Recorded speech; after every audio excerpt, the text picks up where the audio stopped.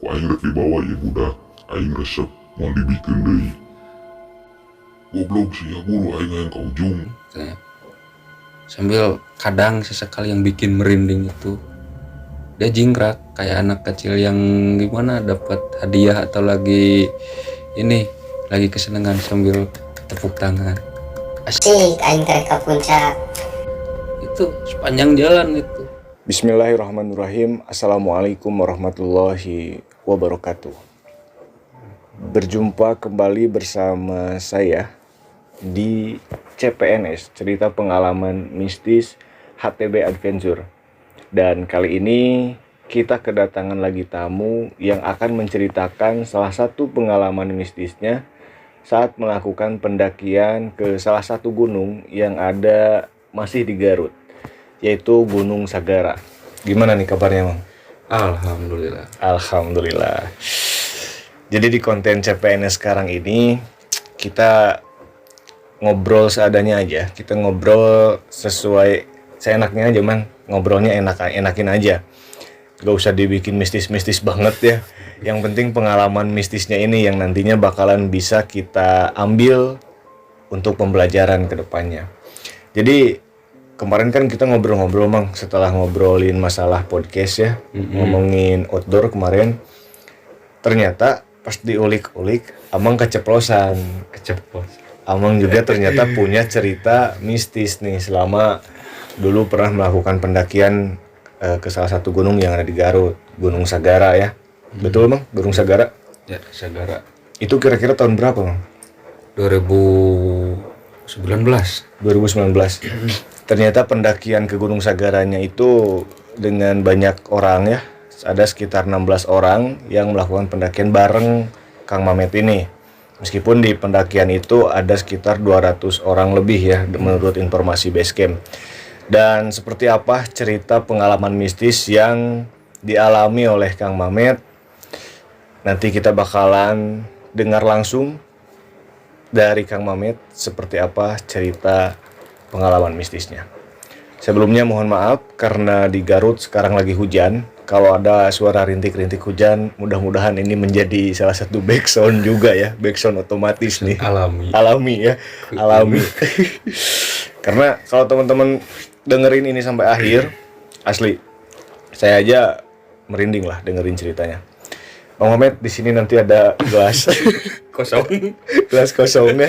Jadi kayak masih dunia. Ada minuman, Mang, nanti tinggal minum aja, nyantai pokoknya ya. Langsung aja ke cerita, Mang. Jadi awalnya itu kan emang udah rencana kita itu bukan komunitas sih. Jadi emang anak-anak kampung lah, anak-anak kampung yang selingkungan situ ada hobi naik gunung kan. Anak-anak yang mungkin bisa dibilang baru menyukai. Sebetulnya pas waktu itu terus terang saya dengan tanda kutip sama si Acung, si Ibe yang sebut yang agak seniornya dibanding yang lain kan. Kita itu belum berani naik gunung yang pertama langsung naik. Jadi rencananya itu dulu itu kita mau tektokan dulu lah. Mau lihat dulu gimana treknya kan, konturnya gimana. Nah, berhubung si yang lain ada waktunya hari itu, ya udah kita gaskan saja besok katanya, langsung dadakan ini mah. Dadakan Sabtu sore rencana jam 3 berangkat. Cuman ada beberapa orang yang lagi kerja. Jadi kita nunggu pulang kerja dulu. Berangkatlah jam 5 kan, sampai di base camp sekitar jam 6. Nah, di situ kita istirahat, registrasi lah. Kita ngobrol-ngobrol sama pihak base camp kan. Pihak base camp dia bilang ini bukan hari pertama dari pertama buka, maksudnya sampai hari ini pendakian paling rame. Kisaran ada 200 lebih katanya. Rombongan saya itu paling terakhir. Ada sekitar 15 menit lah. Ada rombongan yang sebelum saya emang ketemu di jalan. Nah, di situ habis mereka sholat lah, kita sholat, berangkatlah kita biasa. Berangkat udah briefing dari awal juga udah agak beda tuh. Asli. Udah mulai merinding Asli. Ya. Dari awal kita itu kan jalur Sagara nemu di Kebon Waluh. Namun sih bahasa Indonesia lu Kebun labu. labu, labu kecil sih kalau bahasanya labu siam. Labu siam. Itu udah masuk, kita sambil ngisi air kan buat bekal ke atas. Estimasi kita dari awal tanya, bang ini 3 jam katanya kan, 3 jam kita berangkat sekitar jam setengah 7 lah, jam setengah 7 kita berangkat. Pas lagi ngisi kabut turun tebal, cuman kabut yang bawa air, asli ini agak langsung kabut bawa air. Kita break lah di situ, lama di situ malah setengah jam. Dari awal itu setengah jam, terus kita tanya ke si Apoy, ya ketua lah, dia kan yang cari informasi di pertama. Apoy ini posnya ada berapa, kan saya bilang 3 katanya, 1, 2, 3. Nah dari 3 langsung ke puncak. Dari pihak basecamp gimana, di atas udah ada ranger katanya, udah ada pihak basecamp sekitar 15 orang yang stay di atas. Ya udah kita up langsung naik sekitar jam 8 lah, jam 8 kita sampai di pos 1. Nah dari situ udah mulai asli, soalnya ada beberapa orang yang tahu kayak saya, mungkin si Acung, Ibe, si Apuy, terus Beko kalau nggak salah sih, udah dikasih tahu dari pos 1 ke pos 3 itu ada beberapa makam. Nah ini yang di sini udah agak mulai sih. Jadi beberapa teman-teman yang melakukan pendakian itu sudah tahu bahwa ternyata di 1 sampai 3 itu ada makam. Ya. Kalau Amang sendiri sebenarnya tahu nggak? Udah tahu, cuman nggak di ini, soalnya pas pendakian itu ada cewek 2, itu baru pertama naik gunung. Ya bukan kita ngeremehin, emang katanya, terus terang ini baru katanya Gunung Sagara ini pendek kan, kita belum cek dulu kan kontur treknya gimana. Ya udahlah kita gaskan, toh kita juga dari 16 orang ini kebanyakan udah pengalaman lah kasarnya kan, udah ada pengalaman naik gunung. Ya oke, mungkin kita bisa handle, masih dengan kata mungkin kan, kita belum ngejamin kita bisa handle. Oke, mungkin kita bisa handle, ya udah kita gas. Nah sambung tadi dari pos 1, istirahat sekitar 10 menit lah, majulah udah berapa meter baru kelihatan Cacung bagian paling depan kan, bagian paling depan kalau nggak salah, soalnya saya paling belakang sama si Ketu sama si Iyi, si Doni kalau nggak salah.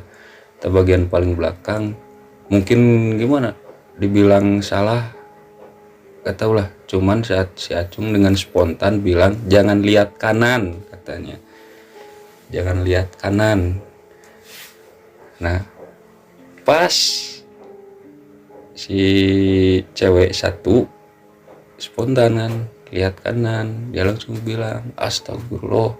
Apa saya bilang kan, coba paling belakang, makam. Ya udah jangan ribut, saya bilang lanjutlah kita berapa meter lagi, soalnya makamnya di yang saya lihat dari pos 1 menuju pos 2 itu kalau nggak salah 4 atau 5 makam, cuman nggak satu tempat. Ya misalnya dari makam 1 jarak berapa meter makam lagi, cuman makamnya itu kayak makam yang udah lama lah. Jadi si posisi batu nisan kayak ininya juga udah berlumut. Nah dari situ yang ternyata udah kelanjur nih, kelanjur nengok kanan, itu kan tadi perempuan Mang ya. Kira-kira setelah Amang bilang udah jangan lihat gitu kan, mereka langsung ngikutin kata-kata itu atau ternyata malah ngerasain hal yang aneh-aneh? Awalan dari suasana kita bercanda kan sambil jalan kan, belum nemu trek yang benar-benar vertikal kan, masih sambil ngobrol. Dari pas lihat makam itu agak beda langsung suasana itu, mereka kayak gimana gitu kan, rasa takut. Terus terang saya juga pasti, namanya juga manusia. Kayak kita sampai kan, singkatnya dari pos itu cuman rasa doang sama mungkin perasaan kan. Pos 2 kita nyampe di situ kabut mulai tebal, jarak pandang sekitar 5 meter. Break lah, saya nggak mau ngambil resiko kan, kita belum tahu treknya gimana. Break di situ hampir setengah jam kalau nggak salah, kurang lebih setengah jam masih aman. kabut udah mulai agak kebuka, kita lanjut perjalanan menuju pos 3 karena di sini mulai itu sekitar jam 10 Berarti tadi setelah malam. menemukan beberapa makam itu belum terjadi Belum. apa-apa. Cuman suasana sudah mulai merinding-merinding, sudah mulai ada ya. Cuman ada beberapa orang yang dari pos 1 ke pos 2 itu kayak yang dengar ketawa lah, cuman nggak semua sih. Masih kasarnya masih aman, belum terlalu ini. Nah, dari pos 2 menuju pos 3, padahal kalau dibilang mau nyampe ke pos 3, di situ mulai benar-benar ketir kalau menurut saya. Soalnya kan kalau bisa dibilang pas ke pos 2 ke pos 3 ada tanjakan lah. Tanjakan kurang lebih 50 sampai 100 paling jauh 100 meter. Di situ yang pertama itu kemasukan. Langsung kemasukan yang sekarang jadi istri saya. Itu udah berat katanya.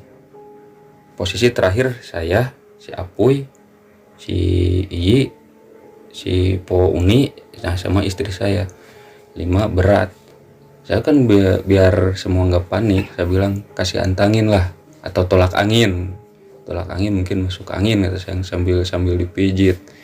Nah di situ dia udah minum, langsung kasarnya dimuntahin buat sama dia itu dimuntahin, langsung beda kasarnya. Jalanlah dia 5 langkah, kasarnya kita nggak bisa ngejar Ki. Maksudnya? Cepet jalannya. Padahal baru beberapa langkah saja. Beberapa langkah cepet dia jalan. Malahan terus terang pas posisinya saya si Iyi paling belakang di bagian ini si Iyi jadi paling belakang kan. Si Iyi nah paling depan itu anak-anak udah nyampe di pos 3 kan, udah nyampe di pos 3 pas tanjakan pertama itu. Saya mau kasarnya? Mau ngerangkul dia. Mau kasarnya kalau bahasanya dibetot lah. Cuman kehalang si Apuy juga kalau nggak salah di situ jatuh.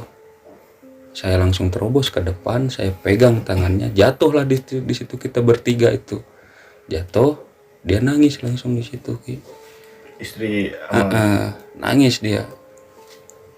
Saya teriak lah sama di atas, sama si Ibe, terus si Acung. Saya bilang turun. Keril kan ya dari waktu itu emang agak gede. Keril yang bawa yang lumayan gede.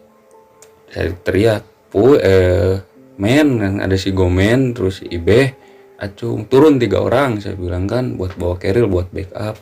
Cewek diem di atas, saya bilang. Turun, nah si Mpo Uni yang udah mau nyampe ke pos 3, dia turun, ikut turun sama anak-anak, jadi turun semua. Cuman di atas itu ada si Upri sama si Doni kalau nggak salah.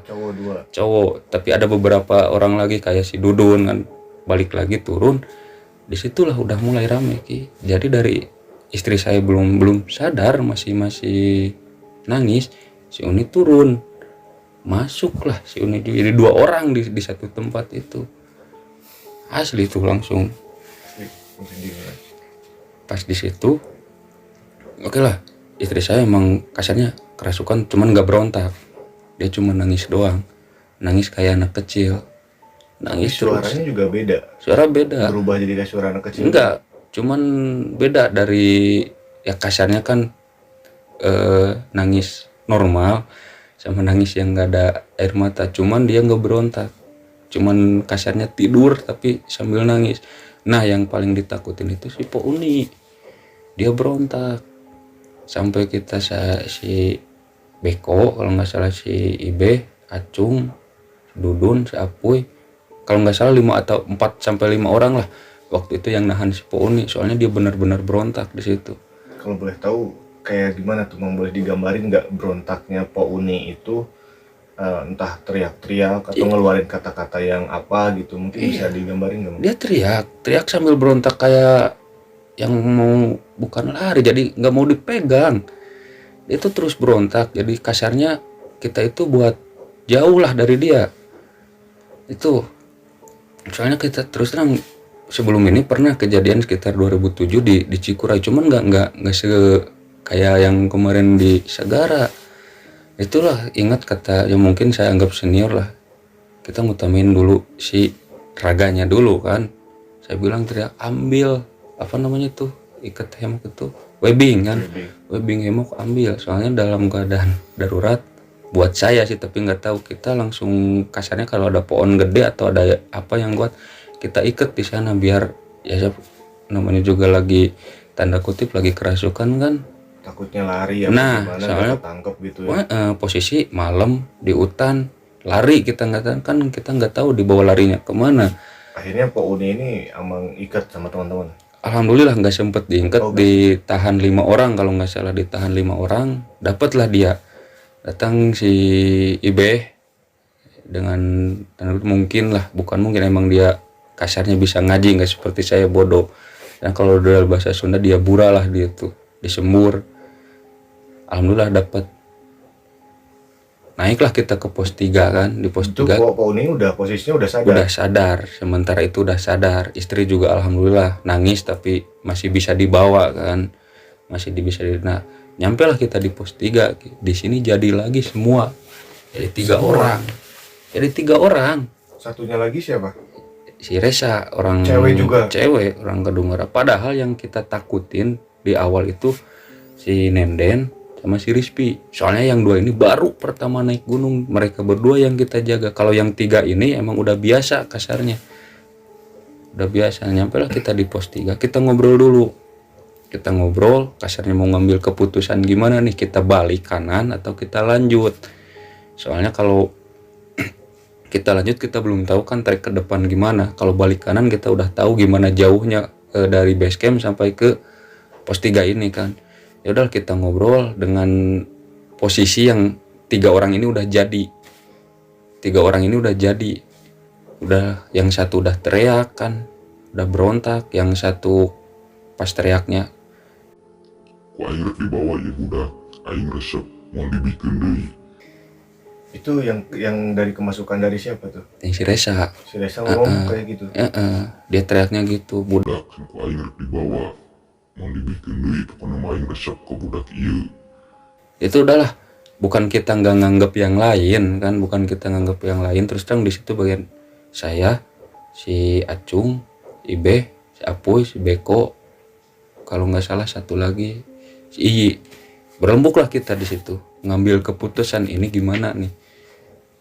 Kata sebagian orang, udah kita lanjutin, soalnya kan dari pos 3 langsung puncak. Di puncak ada ranger 15 orang, mungkin mereka bisa tolong lah kasarnya kan, mungkin mereka bisa tolong.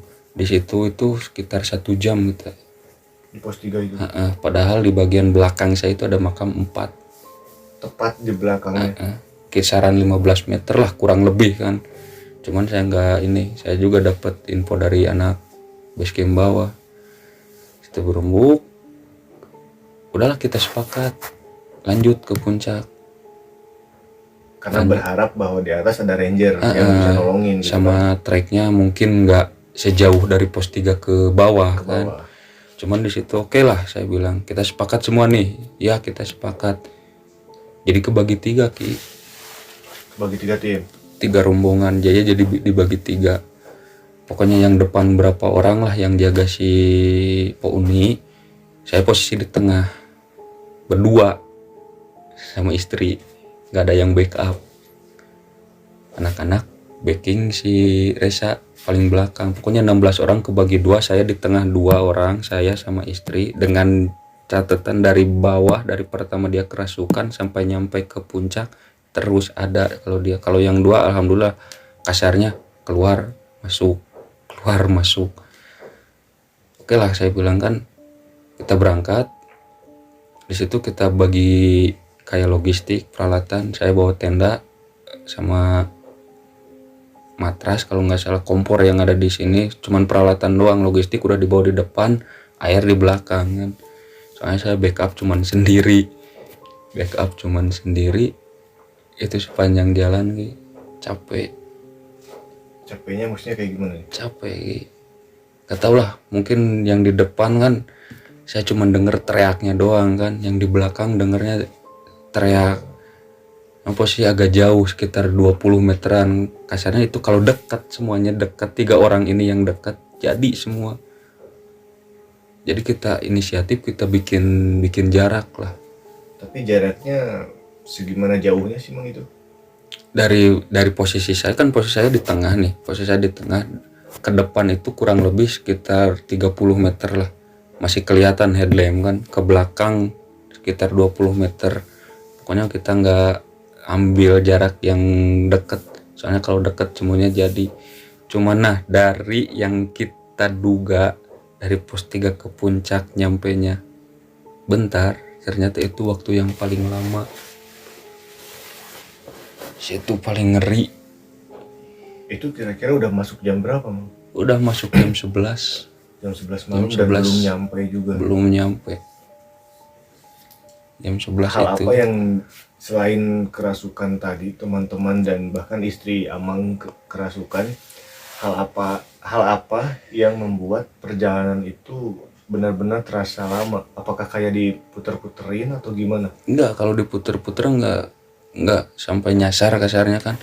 Enggak, cuman dari perjalanan yang dari pertama kita istri kerasukan sama yang 2 orang itu di jalan itu kayak cepet, perasaan cepat sih, kita jalan cepat. Cuman kalau buat saya pribadi sih, saya sepanjang jalan dari pos 3 sampai ke, bukan puncak, belum puncak lah, dikit lagi ke puncak, pas ada ranger lah, si tenda ranger itu, dari awal itu saya terus dimaki, di anjing-anjing, digoblok-goblok. Sama? Ya sama istri, soalnya dia dari kerasukan sampai ke atas terus ngikut. Kasarnya itu dia dengan catatan yang badan gede kan, gede. Saya udah beberapa kali kan naik sama dia, emang posisi paling telat. Ini enggak, saya yang digusur kasarnya. Istirahat bentar dia langsung maki. Goblok sih ya guru aing yang ke ujung. Sambil kadang sesekali yang bikin merinding itu dia jingkrak kayak anak kecil yang gimana dapat hadiah atau lagi kesenangan sambil tepuk tangan. Asik aing trek ke puncak. Itu sepanjang jalan kayak gitu, tiap istirahat sebentar langsung teriak. Siara rese aing yang ke ujung, antarkan aing ke ujung. Sepanjang jalan kayak gitu, dari pos 3 menuju ke atas itu. Nah waktu kalau nggak salah nyampe jam 2 atau setengah 2 lah itu bukan di puncak, belum nyampe ke puncak nih, sampai ke tenda yang itu. Nah sampailah di sana, saya udah kasarnya udah nggak tahu lah anak-anak yang lain camp di mana kan. Saya tinggal berdua, tinggal 2 orang asli. Dan itu posisi istri Amang itu masih seperti Masih itu aja? dari awal. Cuman kata dia kadang dia sadar, ngobrol normal, nah capek, nah senete tapi teu capek, dia bilang gitu.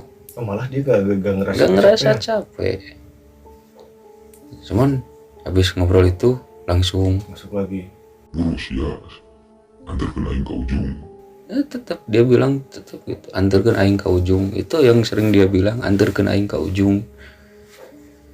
Nah, rombongan yang pertama udah saya lepas lah, bukannya lepas nggak tanggung jawab, terus saya juga udah ketinggalan, badan udah capek, backing dari awal sendirian kan. Kebetulan di sana ada sinyal, enaknya ada sinyal, saya telepon lah anak-anak yang pertama, gimana di depan? Alhamdulillah aman katanya. Si Imponi gimana? Lagi udah tidur. Itu posisi di mana? Masih di jalan kan. Saya bilang masih di jalan. Anak-anak alhamdulillah udah bikin tenda, malahan dibikin area camp dadakan. Soalnya posisi di atas katanya bener-bener penuh. Soalnya saya nggak nyampe ke puncak. Cuman kalau bisa ini puncak saya di bawah. Pas saya nyampe itu di tenda itu, udahlah di situ, langsung pingsan. Siapa? Istri saya itu langsung pingsan. Kasarnya Ki, pernah dia itu emang ada kalau terlalu kecapean emang suka pingsan. Kasarnya sama 2 orang keangkat, 9 orang ini yang angkat nggak keangkat. Ngeri. Asli 9 orang nih yang angkat. Itu pingsannya itu posisinya udah udah apa namanya udah nyampe di Camp Maria? Belum. Jadi pas kasarnya baru mau nyampe, pas tanjakan terakhir, pas mau tanjakan gitu pingsan, pasti di bawah sebelum tanjakan. Malah dia tuh pas pingsan langsung kasarnya langsung gelusur dulu ke bawah, cuman keburu ditahan, ditarik. Nah si pihak ranger lah baru bantuin. Di situ kita bopong kan, kita bopong masih bisa sama 3 orang kan. Nah pas udah nyampe beres tanjakan, dia langsung Pingsan lagi. pingsan lagi. Di situ saya ke si Acung, kebetulan si Acung balik lagi kan. Si Acung gimana kondisi? Aman saya bilang kan. Teriaklah belakang, jadi di belakang gimana ke Sinji? Alhamdulillah aman. Ya udah juga saya Cung bikin tenda darurat, tenda yang ada di keril saya bikin di mana pokoknya bikin tenda. Udah siap, dia bikin tenda, saya sambil nungguin dulu itu kan. Tenda udah jadi, kita angkat 9 orang nggak keangkat. Jarak sekian menit jadi lagi dia nangis lagi. Udah di situ suasana hening langsung. Dari tadinya orang yang ngobrol ini gimana kan, si pas nyampe ke atas si pihak ranger ini gimana ceritanya, sompral atau gimana, enggak. Saya bilang kan kita sebiasanya kita naik gunung, kata saya bilang kita permisi dulu, kita baca doa dulu kan, izin orang tua pasti kan. Saya bilang mungkin ini udah ini, pas dia nangis udah diam semua, soalnya dia nangisnya gitu kayak anak kecil sambil bilang ini berat antar aing ke ujung. Udahlah di situ kita masukin tenda dulu lah. Kita masukin tenda, ada yang disebut si Abah di atas itu, ada yang disebut si Abah. Ya mungkin lah, alhamdulillah juga sih si Abah dengan bacaan doanya istri bisa tidur pulas. Nggak kemasukan lagi? Nggak, sampai saya tungguin sampai azan subuh saya tungguin. Di situ saya udah blank, udah nggak tahu anak-anak yang lain ngecamp di mana, cuman di WA sama di telepon aja posisi gimana, aman, tapi lokasinya saya udah pisah sama anak-anak. Pokoknya di sana itu saya cuman berdua. Itu pas ngecamp itu berdua? Iya, di tenda itu cuman berdua. Berarti yang pihak ranger dan teman-teman yang lain Beda. ngebantu itu mereka udah pindah? Udah pindah pas alhamdulillah istri udah tidur kasarnya kan, udah tidur mereka pergi lah. Nah si Acung kan katanya mau nyeduh kopi, masak, ya udah saya bilang minta cemilan aja lah. Dia samperin, cuman nganterin cemilan. Nah di situ kebayang kan, saya di tenda cuman berdua kan sama istri. Kasarnya dia itu kalau jadi mungkin nggak saya bisa nahan sendirian.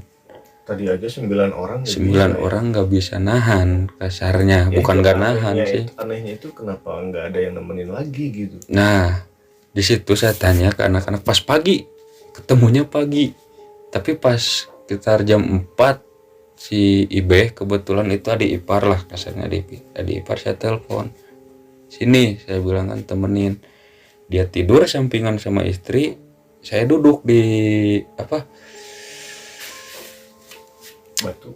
batu pintu tenda. Takutnya kan kalau berontak kasarnya bisa saya jaga sampai azan subuh. Saya bangunin lah si Ibe, gantian saya mau istirahat dulu bentar. Saya tidur, udahlah di situ mungkin alhamdulillah saya juga bisa tidur. Di situ kita udah anggap aman udah anggap aman. Alhamdulillah kita nyampe lah di pagi kan. Pagi anak-anak kumpul, logistik mana katanya. Lihat si yang 3 orang tadi kan udah bisa bercanda lagi. Cuman kalau Simpo Uni dengan tanda kutip emang matanya itu agak kabur, jadi kayak nggak bisa diem si bola matanya itu kemana gitu, kayak lihatnya ke tiap sudut. Dia itu pas posisi pagi tapi kita, kalau ngobrol normal, kadang telat. Ada jeda lah buat misalkan kita ngobrol ini, dia tuh kayak mikir dulu buat jawabnya itu. Pagi 6:30 saya bilang 8:30 kita harus turun, saya nggak mau kesorean apalagi kemalaman kan. Saya bilang oke lah, di situ logistik kita bawa, malahan kita bawa pulang lagi sebagian kan. Kita masak secukupnya buat kita tenaga pulang kan. Kita masak udah beres-beres, udah makan. Saya bilang kan yang mau foto dulu lah kata saya kan, yang mau foto dulu silahkan foto, dengan catatan mungkin kan yang tanda kutip mungkin ini pendakian gak akan keulang lagi ke sini kan, dengan catatan mungkin mereka agak trauma atau kapok kan. Mereka udah foto-foto, bener tepat jam 9 kurang 15 menit kita turun lah. Udah packing udah semua. Jadi yang lain masak, kita sisain satu keril buat perabotan yang terakhir dipakai masak. Yang lain kita packing, kita turun. Alhamdulillah lancar. Cuman di kejadian awal. Maksudnya? Jadi lagi. Di tempat yang sama pas awal mula terjadinya kerasukan. Itu jadi lagi. Padahal udah siang itu. Udah siang, sekitar jam 11 kalau nggak salah. Jam 11 siang lah. Yang kemasukan siapa? Ketiga-tiganya lagi? Istri Doang? pertamanya. Istri pertama. Singkat lah. Buat singkat, kalau dari puncak ke pos 3 alhamdulillah aman kan. Pos 3 ke pos 2. Nah, di situ. Di pos 2 yang awal istri kerasukan udah beda. Kenapa saya bilang, kok gini kenapa saya bilang kan, denger gak, cuman suara angin saya bilang kan. Enggak, beda. Oh tadi barusan kentut saya bilang. Enggak, beda kata. Jalanlah kita sambil jalan kan, sambil ngobrol gitu. Di situ posisi udah barengan, udah bareng lagi semua, udah bareng 16 orang berjajar. Cuman posisi saya emang di tengah, enggak, di paling tengah itu ada si Acung sama si Apuy kalau nggak salah. Kita nyampe, dia bilang lagi berat. Aduh, saya bilang kan, nyampe lah kita pos 2 pos 2 break, saya bilang break dulu, saya bilang istirahat, ngobrol sama si Apuy sama si Acung. Saya ambil 2 orang itu, 3 sama si Ibe, mau balik kata saya bilang kan. Lah kenapa? Pokoknya Puy, kasarnya mana jeung urang teh heula. Oh siap, beh, Acung, udah siap, saya bilang siap. Udahlah kita jalan, malah yang lain pas break, saya langsung jalan, gak istirahat. Posisi udah gini Ki, tangan saya udah ditarik. Kayak kayak pertama. Kayak udah mulai datang pirasat-pirasat yang gak enak gitu. Kayak gimana? Apa kayak pas kejadian di awal dari pos 3 mau ke puncak. Kasarnya tangan saya tuh bukan saya yang pegang, dia yang pegang. Jadi terus tangan saya yang ditarik kan. Nah posisi di situ kita mau lanjut ke pos 1 kan. Si Apuy di paling depan, si Apuy, istri, saya, sisanya belakangan. Di situ udah beda. Dia udah berat, udah nangis lagi. Kemana aing nih? Oh, dia ngomong kayak gitu. Udahlah tuh. Udahlah di situ bener-bener asli, itu bener-bener. Dan yang gak habis pikir, ada pohon gede Ki, ada pohon gede. Pas kita bertiga lewat, itu si dahannya kalau bisa dibilang gedenya 2 paha saya, kurang lebih. Kita lewat, posisi itu kebalik. Jadi saya kan dari awal kan si Apuy, istri, saya. Jadi kebalik, si Apuy jadi di belakang. Kok bisa? Asli, si Apuy jadi di belakang, istri, saya, si Apuy. Soal posisi saya terus di tangan. Dan kita bertiga udah lewat, itu si dahan jatuh.